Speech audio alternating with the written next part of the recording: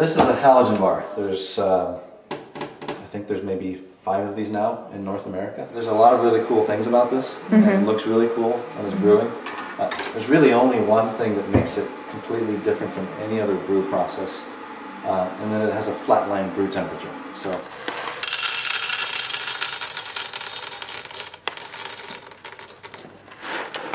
That's 35. I'm going to go for that and just fill this thing up. It might be good.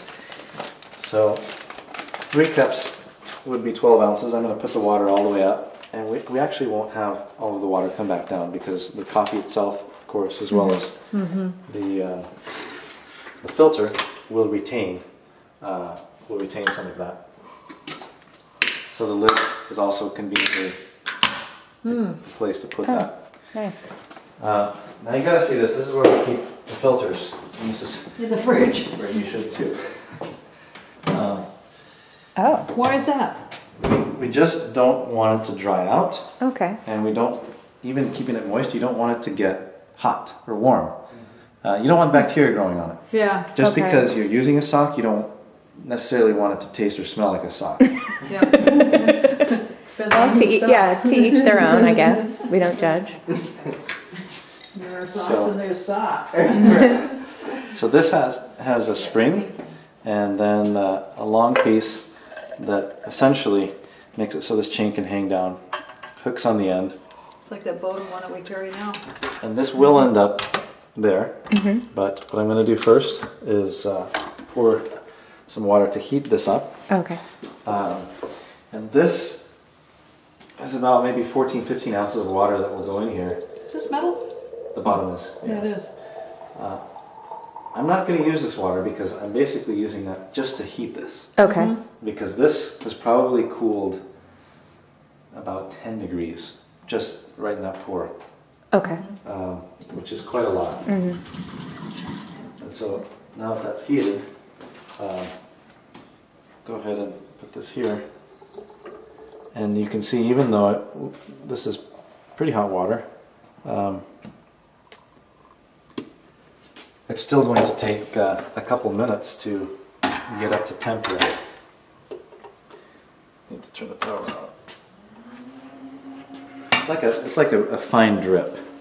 I mean, it's definitely not espresso. Okay. So you feel a coarseness. It's definitely not powdery. It's a really tight, fine drip. So this here eventually will kind of create a vacuum and suck this down. I like the light show. But for now, we just leave it open like that. From that theater he was talking about. That's right. And the chain touching the bottom, eventually when it gets to the right temperature, you'll see bubbles coming up. And at that point, we'll settle this down. I won't push it in because it will naturally vacuum, bring it down. And it seems, well, how does it kind of vacuum it down if this is open air here? Well, the presence of water in this creates a block. So when it does pull, it actually is a sealed space, the tube that's going in there, because there is water in here. In the tube, yeah. Okay. Sure. And so it'll kind of suck it down and eventually start pushing water up the tube. So I'm just settling this in. I'm not pushing it down hard. Okay. And this water will start to go up here in about 30 seconds. Okay. This is like, so I love the mad scientist thing with this. So This water has come almost all the way up. At this point, there won't be any more that comes up. That bit on the bottom stays there. Oh, all right. So we're going to plug in just to see what the temperature is. That'll zero it out, If it's too hot, I'll actually toss in about a 1/4 ounce of cold water to cool it down. Yeah? Does it smell good? So it's climbing pretty high. Where do you want it to be at? Well, the maximum boundaries will be 195 to 205. So this is perfect right here. Okay. It's at 199, 201, jumping up. So I'm going to bump this down. Okay. So you can see the heat level here. That's high, and that's medium.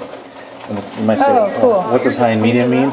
You can program this by adjusting the wattage. Oh, okay. So there's a lot of other variables, maybe the ambient temperature in the cafe, maybe your elevation. Water boils at different speeds, at different elevations. And so you can adjust the definition of what high, medium, and low. Okay. Gee, whoop. So we're Watch at, it, they're flying. we're at 201, and we'll go ahead and take this out. I'll put this in all in one move, and then immediately I want to get it all wet with as little agitation as possible, and I want to do it fairly quick. This is tough because this is such a fresh roast. Yeah. That there's a lot of degassing. Yeah. That's really nice. Oh, I love that. So at this point, I'm going to go ahead and I'll just start the timer. This does take time. I want this brew to be done in a minute, Okay. which means in less than a minute I need to begin drying it down. Okay. The difference with the Hario glass versus any other product out there is that it's extremely heat resistant. So what I'm going to do here in a minute, there's a chance that it will break a lot of the other glass products that are out there. Oh, okay. So I wouldn't recommend doing that with most siphons. So at this point, I am basically done. I will turn this off. And I will give this basically one swirl. And this technique will end up leaving a bit of a dome. And then I don't want the brewing to happen over an extended period of time where there's less water and an increasing amount of coffee, Okay. or a dropping amount of water. So you can see that all those bubbles are a sign of bringing it down fairly quick. And just watching the coffee come down. It may not seem very fast, but it's happening Yeah. quite a bit faster than it would otherwise. Yeah. And it will happen naturally by itself.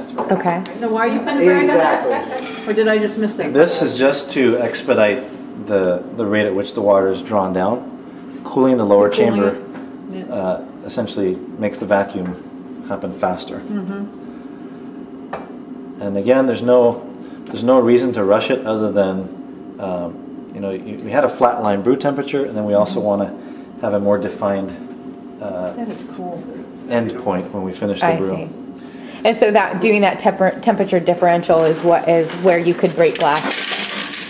Yeah, Yeah. you've got near Okay. boiling water and you Yeah. put a cold rag around it. Okay. Okay, and then this comes off. And this here, on the top part, is really not very hot, so you can just kind of bend it. People are very afraid to pull them out sometimes, and it's really quite easy. It is all glass, and it feels very light and delicate. So then you've got some beautiful coffee. I love how you could use it to serve that Yeah, right out Yeah. of the with the handle. Thank you. Kelly, you want some? Yeah, please. I think there's just enough for everyone to have some of Velton's coffee, except for Velton. So it is. I'm gonna have a sip, then you can have some more, okay, Velton? Sounds fair. All right, I'll just take a little sip. A little bit different. Oh It yeah. is a little bit different. It's how would I describe it? A little thinner. It is, yes. Yeah. That's all I can say about it. I'm not, can't really pick up on the different nuances of the flavors and chocolatey hints and all that kind of stuff. I don't normally pick up on that kind of stuff. But it's a little bit. Yeah, it's not. I like it. I like it though.